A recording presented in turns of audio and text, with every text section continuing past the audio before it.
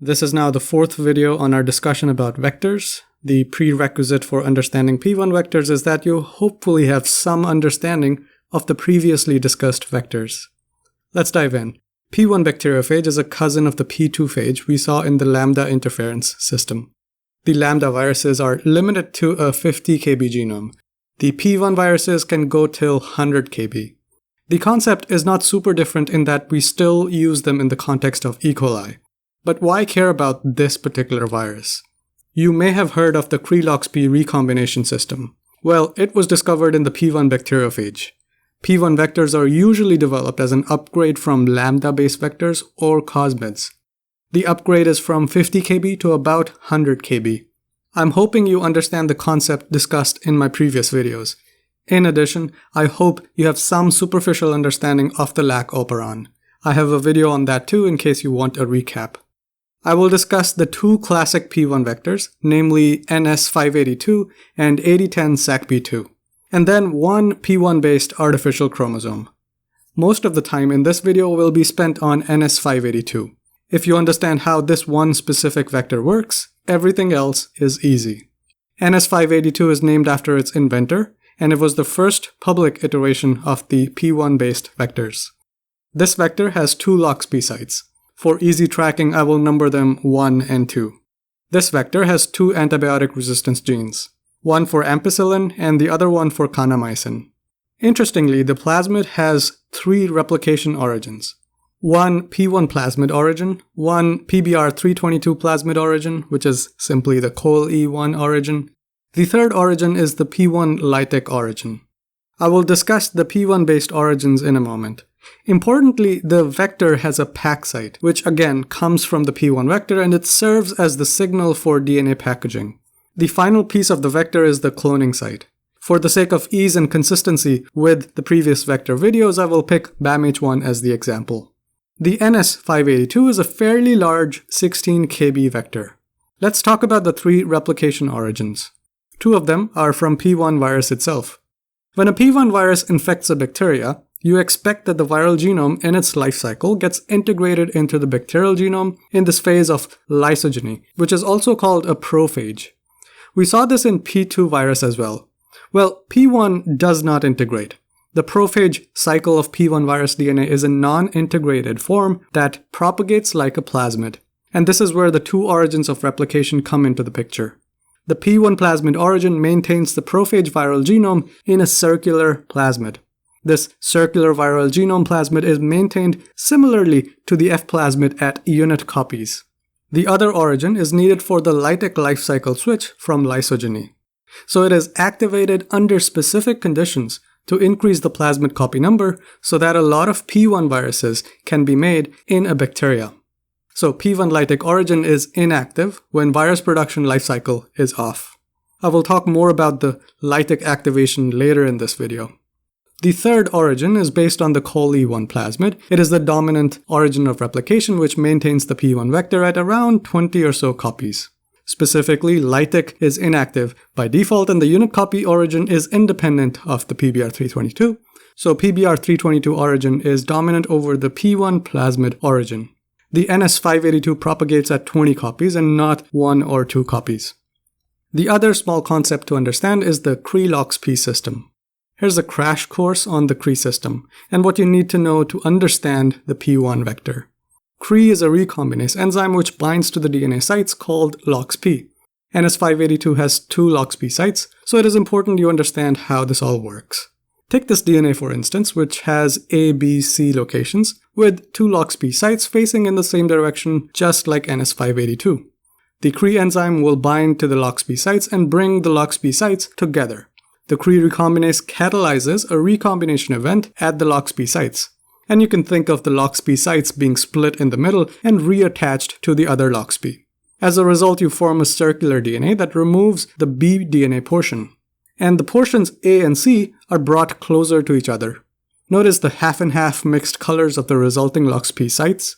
All this is to say that recombination in this way removes the position that is flanked by the LoxP sites. The two different colors of LoxP sites are simply for your understanding. In reality, these two sites are identical. With this recombination, you have also split the two LoxP sites into two independent DNA molecules. You can do this with the other orientation as well, and you will notice that DNA region B is removed in the process. Now here's a puzzle for you to solve. These two LoxP sites in NS582 are oriented in the same direction as our examples. You propagate the NS582 starting plasmid in a Cre-negative bacteria. What do you think will happen if you accidentally grow 582 plasmid in a bacteria that contains the Cre enzyme? Let me know your answers in the comments below.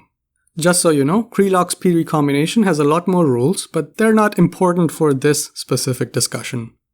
Alright, how do we use P1 vectors? Like other high-capacity vectors, they're meant for propagating big genomic chunks. You start by opening the vector at a cloning site, and for simplicity I'm picking BAMH1. With this, you will create a lot of NS582 fragments that look like this. In this representation, I want you to keep track of two LoxP sites and the PAC site. In parallel, you also take the genome of your interest, cut it with SAU3A1, and get large 100 kb fragments and insert them into this opened P1 vector. We used this same strategy in cosmids as well. Eventually, you get a large concatemer of vector and genomic fragments. The second step now is to add PACase enzyme extract to this DNA. The PACase is the P1 virus enzyme that cuts and in some capacity binds to the PAC site.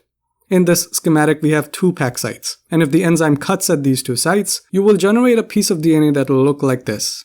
Here, the insert is 95 kb DNA we want, and on the side you have the 16 kb P1 vector. This totals to about 112 kb, which is the range of the packageable DNA for the P1 bacteriophage. The third step now is to do in vitro packaging. No surprise if you've watched my previous videos on cosmids and phosmids. Essentially, you grow two fractions of the P1 virus proteins. One fraction makes the head of the virus, the other makes the P1 virus tails. Take these two fractions and mix it with your DNA generated by the PACase cuts. This results in a unidirectional packaging of the DNA that starts with a specific end of the PAC site.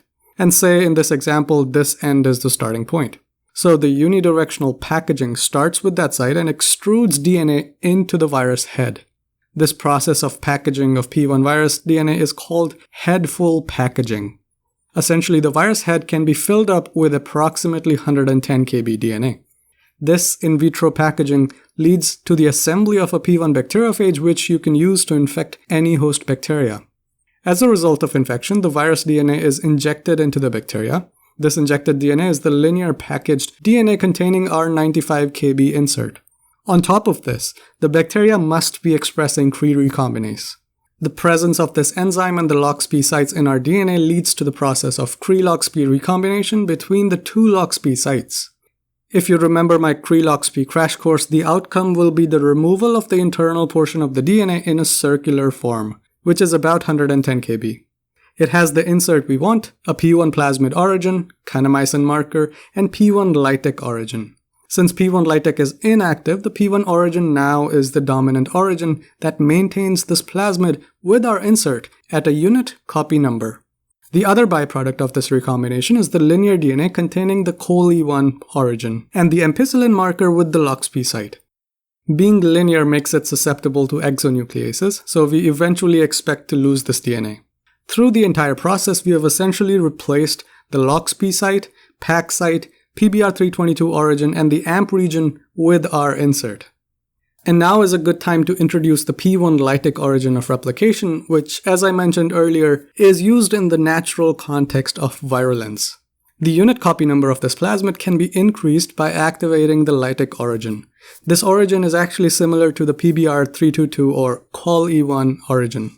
We discussed the sense and antisense RNA regulation in the copy number control of the plasmids. The same concept applies here as well. But there is a small artificial change. The inventor of this vector changed the natural promoter of the sense strand RNA to the lac operon promoter.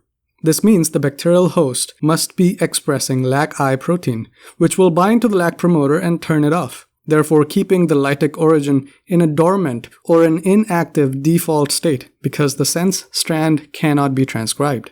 However, if you add IPTG, which is the inducer analog for the lac operon that inactivates lac-I, that is also used in blue-white screening, the LAC-I therefore can be turned off, which makes the LAC promoter active, allowing the sense RNA to be made. Now, the P1 lytic origin can drive the replication of this plasmid and increase the copy number of the plasmid by 5 to 10 folds. This is how NS582 works in principle. Unfortunately, it is not that good in application.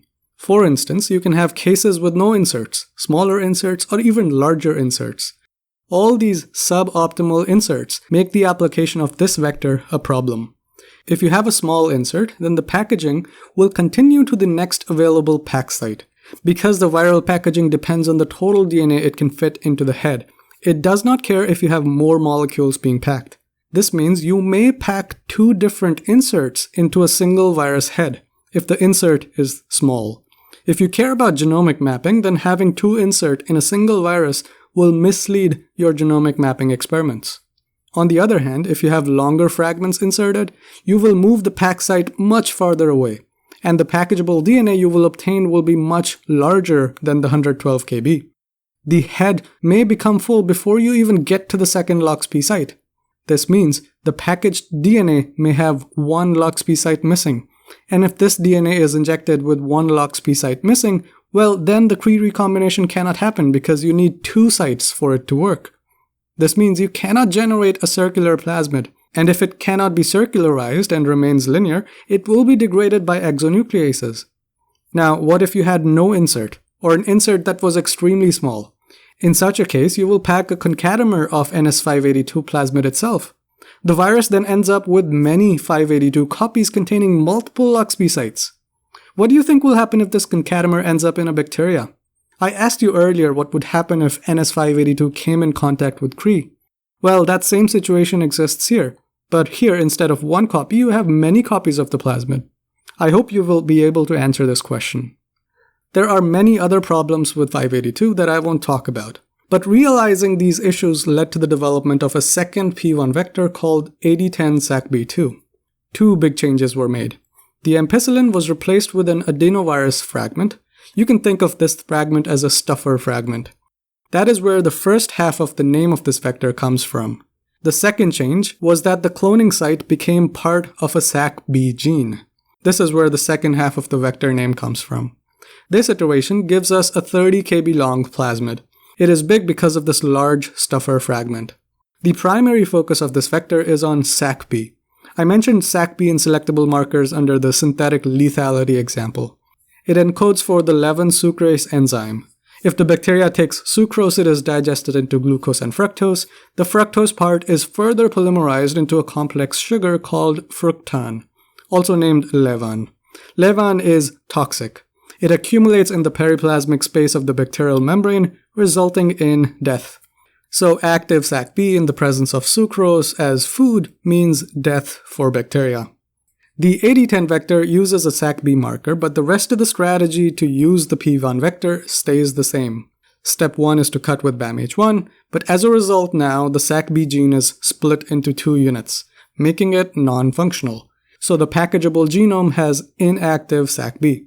After in vitro packaging, the Cre plus bacteria is fed with a bit of sucrose. And since you have inactivated SacB in the packaged DNA, the circular plasmids that survive will most likely be free of the background trash. This overcomes the problem of NS582, where most of the clones containing no insert can form concatemers and still propagate. All these concatemers, in this case, will have an active SacB gene, and all such bacteria will die if you feed them sucrose. And this is how you take the advantage of SacB lethality selection. This brings us to the final vector, the P1-based artificial chromosome. SciPACs are very minimal vectors. It is missing the stuffer fragment, the P1 unit origin, one of the LoxP sites. It is also missing the PAC site. That means it cannot be used for in vitro packaging. The PBr322 origin is still here, and it is the dominant and default origin, keeping this vector at around 20 copies. The vector is around 20 kb in size. Fun little fact, the CYP comes from the name of the country Cyprus, because the person who invented this vector is from Cyprus. Oh, one small detail, the cloning site now is replaced by the PUC19 MCS, which still has BAMH1, so we'll just stick to that. The use is not as complicated. You open the vector with BAMH1 at the MCS. This splits the SacB gene. Since PACs are meant for cloning big genomic fragments, you can bring a SAU3A1 digested genome and insert them into this vector. SAU3A1 and BAMH1 are isocautomers, so this piece of DNA can ligate into one giant plasmid, which can be around 150 kb depending on the insert size. This plasmid then can be inserted into a bacteria, fed on sucrose to kill all the background bacteria for selection. Now, this does not require Cre-loxP recombination. In addition, it also bypasses the P1 packaging process. Also, the resulting plasmid has the 322 origin in PACs, meaning that the plasmid will be propagated at a higher copy number than the P1 vectors, which we discussed earlier. You can further increase the copies by activating the Lytic origin. PACs were specifically developed in response to BACs, since BACs can only propagate in unit copies. If you extract BAC DNA, you cannot get very high yield. PACs, however, can be forced to get a lot more plasmid while also maintaining a high insert size. And this sums up the use of P1-based vectors. I hope this discussion was useful, and as always, I will see you in the next video.